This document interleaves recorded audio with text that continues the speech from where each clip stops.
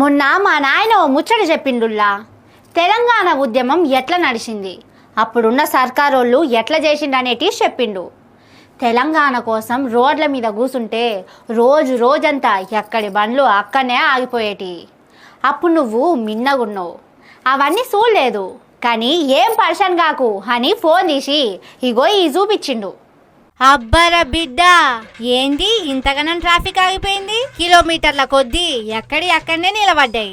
నిజంగానే మల్లోపారి తెలంగాణ ఉద్యమం మొదలైందా ఏందని పరిశాన్ కాకుండ్రి. ఇవి ఉద్యమంతోనే ఆగినాయి గాని తెలంగాణ ఉద్యమం కాదు, యూరియా ఉద్యమం. మహబూబాబాద్ జిల్లా మరిపెడ కాడ యూరియా కోసం రైతన్నలు ఇగో గిట్ల రోడ్ ఎక్కిండ్రు.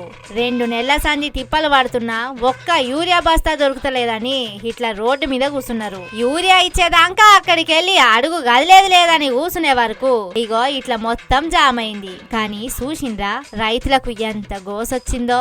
ఒక్క మహబూబాబాద్ కాడనే కాదు, తెలంగాణ అంతటా ఇవ్వే తిప్పలున్నాయి. పిల్లా జల్లాతోనొచ్చి లైన్ల నిలబడుతున్నారు. రోజుల కొద్దీ కావలి కాసినా కిలో కూడా యూరియా దొరుకుతలేదు. ఇదే ముచ్చట మీద అసెంబ్లీలో మాట్లాడాలంటే సర్కారోళ్ళు ఏం చేసిండ్రో చూడుర్రి. సభలో రాష్ట్ర ప్రజలందరూ మనము ఎరువుల మీద మాట్లాడతామేమో, మాకేదైనా డైరెక్షన్ హరీశ్రావు గారు